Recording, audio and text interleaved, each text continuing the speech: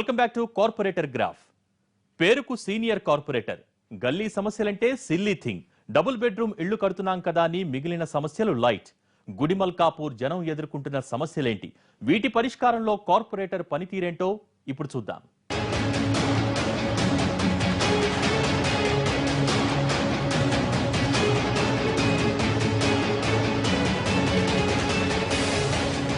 గ్రేటర్లో Gudimalkapur division number 71.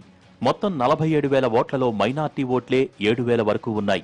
మొన్నటి greater ఎన్నికల్లో BJP అభ్యర్థి దేవర కరుణాకర్పై టీఆర్ఎస్ నుంచి పోటీ చేసిన బంగారి ప్రకాష్ 5,000 ఓట్ల మెజార్టీతో గెలిచారు. ప్రకాష్ గెలుపు కోసం కేటీఆర్ ప్రచారం చేయగా పరోక్షంగా ఎంఐఎం కూడా కృషి చేసినట్టు చెబుతారు. ప్రకాష్ గతంలో మెహదీపట్నం కార్పొరేటర్గా బీజేపీ నుంచి గెలిచారు. కమలం పార్టీకి ఫ్లోర్ లీడర్గానూ పనిచేశారు. 2016 ఎన్నికల్లో కమలం నుంచి గులాబీ గూటికి చేరారు. పార్టీ మారటమే కాదు, డివిజన్ కూడా మార్చేశారు.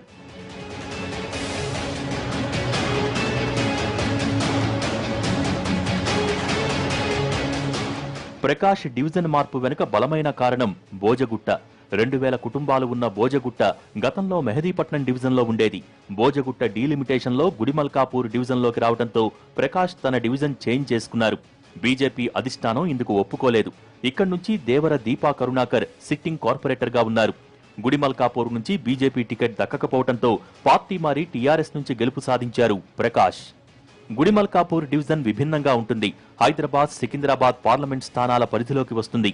హైదరాబాద్ నుంచి ఓవైసీ, సికింద్రాబాద్ నుంచి ఎంపీగా కేంద్ర మంత్రి దత్తాత్రేయ ప్రాతినిధ్యం వహిస్తున్నారు. 2 ఎంపీలున్నా ఇప్పటివరకు రూపాయి సాధించలేకపోయారు కార్పొరేటర్. అసెంబ్లీ పరంగానూ ఇంతే. కార్వాన్, నాంపల్లి 2 అసెంబ్లీ స్థానాల పరిధిలోకి వస్తుంది డివిజన్. 2 ఎమ్మెల్యేలు, 2 ఎంపీలు ఉన్న డివిజన్లో డెవలప్మెంట్ అస్సలు కనిపించదు.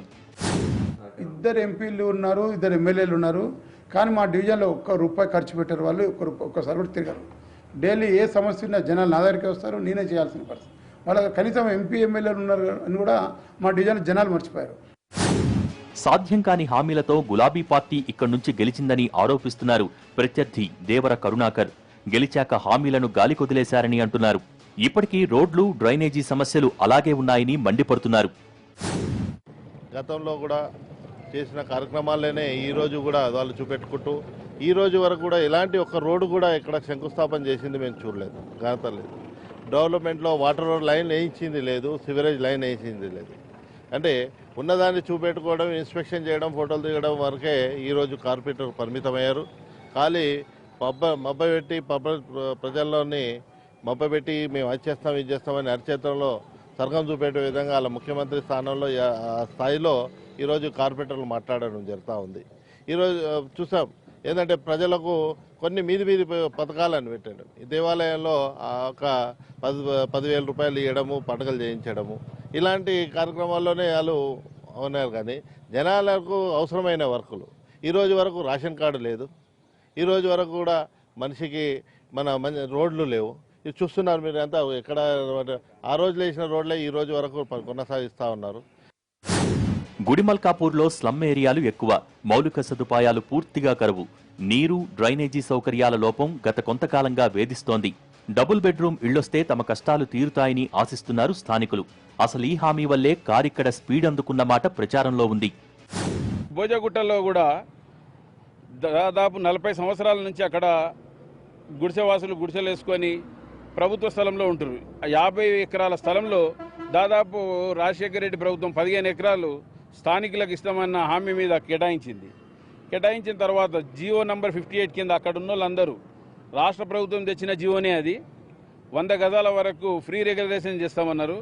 దాదాపు 35 గజాలు 45 గజాలు ఉన్నటువంటి ప్రజలు, బీద ప్రజలు, రెక్కాడితే డొక్కాడని ప్రజలు, రోజు కూలీనాలు చేసుకునే వాళ్ళు, వివిధ జిల్లాల నుంచి వచ్చిన వాళ్ళు దాదాపు అక్కడ 2,000 మంది నివాసం ఉండి వాళ్ళందరికీ కూడా 58 జియో కింద రెగ్యులరైజ్ చేయాలంటే ఈ ప్రభుత్వము ఇంతవరకు రెగ్యులరైజ్ చేయకుండా గన్ను పెట్టి మేము మీకు పరిమితమైన స్థలంలోనే ఇస్తాము, 8 అంతస్తులు, 9 అంతస్తులు, 7 అంతస్తులు నిర్మించి అక్కడనే ఉండాలనేటటువంటి బలవంతం చేస్తూ ఉన్నారు.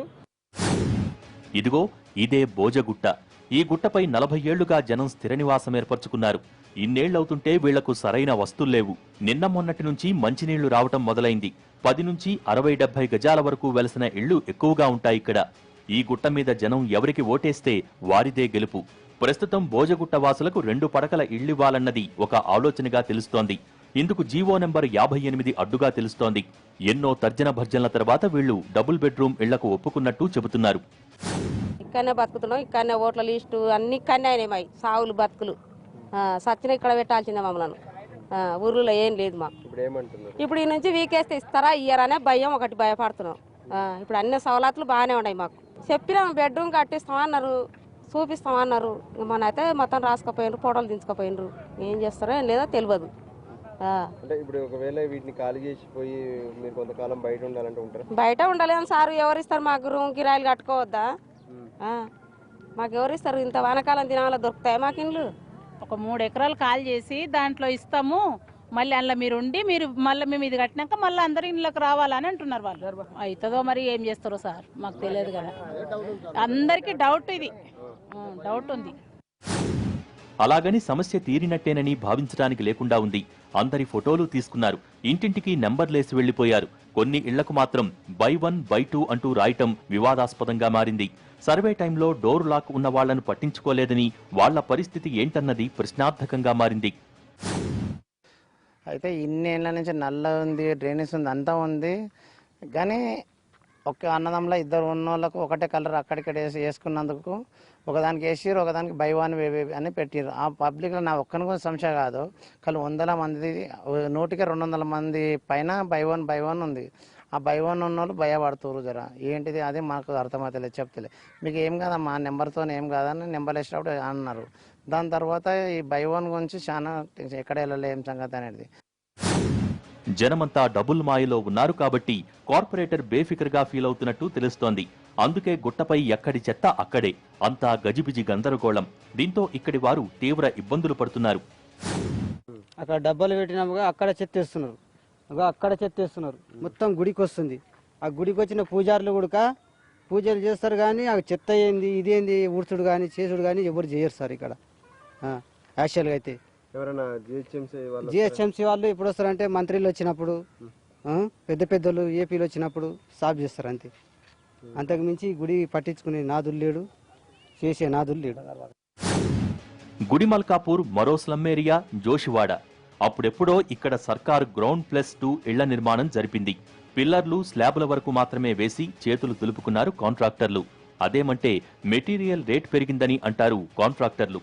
వారు వదిలేసిన ఈ నిర్మాణాలను ఎలాగోలా పూర్తి చేసుకుని గత 20 ఏళ్లుగా నివసిస్తున్నారు ఇక్కడి వారు. ఇవి చాలవన్నట్టు వక్ఫ్ గొడవలు అదనం. జోషివాడి ఉంది.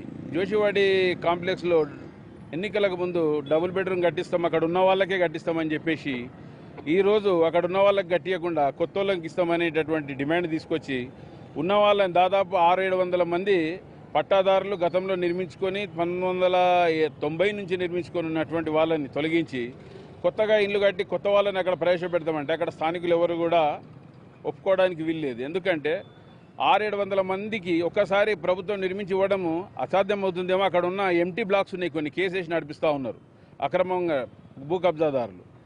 వాళ్ళని అవన్నీ ల్యాండ్ అక్వైర్ చేసి ఆ బ్లాక్స్ నిర్మించి విడతల వారీగా వాళ్ళని అందులోకి షిఫ్ట్ చేస్తూ అక్కడ ఉన్న 600-700 కుటుంబాలు, గత 30 సంవత్సరాల కింద ఉన్న కుటుంబాలు ఈరోజు 1000 కుటుంబాలకు చేరుకున్నాయి, 1000-1500 కుటుంబాలకు చేరుకున్నాయి.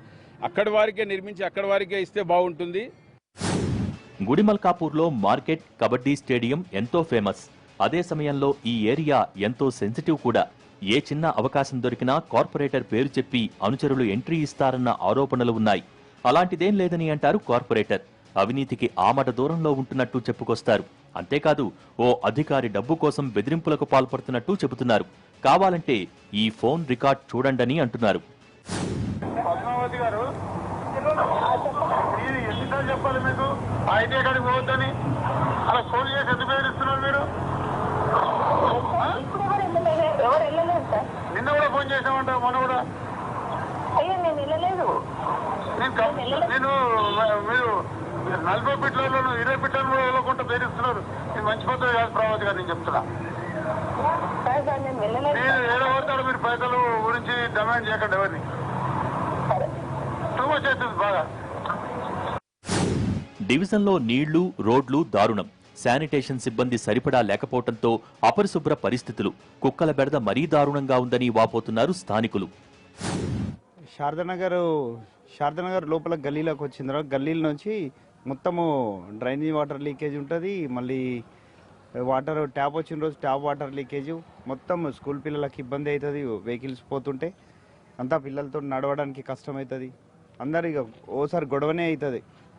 అన్నపూర్ణ టెంపుల్ సర్కిల్ దగ్గర అక్కడ మరీ టూ మచ్ ఎక్కువ ఉంటుంది. అక్కడి నుంచి మన వీరభద్ర గుడి సైడ్ వరకు ఆ వాటర్ అవన్నీ ఒకటేసారి డ్రైనేజ్ లీక్ అవుతుంది. మళ్ళీ ఇది మన వాటర్ ట్యాప్ వాటర్ లీకేజ్ వస్తుంది. వాటర్ వచ్చిన రోజు చాలా ప్రాబ్లం వస్తుంది అక్కడ. కుల్సుంపుర మున్సిపల్ పార్క్ అసాంఘిక కార్యకలాపాల కేంద్రంగా తయారైంది. మందుబాబులు ఈ పార్కులో తిష్టవేసినట్టు తెలుస్తోంది. నివాసాల మధ్య ఈ తాగుబోతుల వీరంగమేంటని వాపోతున్నారు ఇక్కడివారు. ఇందులో ఓపెన్ బార్ మాదిరిగా తయారైంది. ఎటు చూసినా బీర్ సీసాలు, మందు బాటిళ్ళు, మందుబాబులతో నిండిపోతుంది. సాయంత్రం కాగానే ఇష్టారాజ్యం, అసంఘటిత కార్యకలాపాలు, అసాంఘిక శక్తులు కూర్చుని అడ్డాగా మారిపోయింది. దీన్ని అరికట్టవలసిందిగా కార్పొరేటర్ని కోరుతున్నాం. లేని పక్షంలో మేము ఉద్యమం చేయడానికి మేము రెడీ ఉన్నాం. కుల్సుంపుర పార్క్ అభివృద్ధికి నిధులు వెచ్చించామన్నది కార్పొరేటర్ మాట. కాంట్రాక్టర్పై కేసుల కారణంగా పనులు ఇంకా ప్రారంభం కాలేదని తెలుస్తోంది. ఎంపీ ఎమ్మెల్యేల సపోర్ట్ లేకున్నా తాము డివిజన్ని అభివృద్ధి చేస్తున్నామని అంటారు కార్పొరేటర్. ఆల్రెడీ దానికి పెద్ద ఎత్తున నిధులు కూడా కేటాయించడం జరిగింది. 20 lakhs పెట్టి దాని కాంపౌండ్ వాళ్ళు కూడా దాన్ని శాంక్షన్ చేయించాము. అయితే మొన్న కాంట్రాక్టరు ఈ సామ్ వాటర్ డ్రైన్ కుంభకోణం జరిగిన దాంట్లో అరెస్ట్ కావడం మూలాన అతను పన్ను చేయడం లేదు. డీసిల్టింగ్లో అరెస్ట్ అయినాడు. దాని మూలాన అంటే ఇక్కడ కాదు వేరే జగల స్కామ్లో అతను ఇరుక్కున్నాడు. ఆ కాంట్రాక్టర్ కాబట్టి అతను చేయడానికి ఇంకా ముందుకు రాలేదు. వస్తే దాన్ని 2 భాగాలు చేస్తున్నాం. పార్క్ ఒకటి, ప్లే గ్రౌండ్ ఒకటి, చిల్డ్రన్ ప్లే గ్రౌండ్. పిల్లలు ఆడుకోవడానికి కూడా మేము వేయడం జరిగింది. ఈ షటిల్ కోర్టు కానీ వాలీబాల్ కోర్టు కానీ మీరు చూసుంటారు. డివిజన్ ప్రజలను పట్టిపీడిస్తున్న సమస్యల పరిష్కారం, అనుచరుల మీద వస్తున్న ఆరోపణల్ని కట్టడి చేయకుంటే రెండోసారి ఇక్కడి నుంచి ప్రకాష్ గెలుపు కష్టమేనని తెలుస్తోంది. కేవలం డబుల్ బెడ్రూమ్ మీద దృష్టి నిలపగానే సరిపోదని అంటున్నారు స్థానికులు. మరి కార్పొరేటర్ జనం మెచ్చేలా తన పనితీరు మార్చుకుంటారా తెలియాల్సి ఉంది.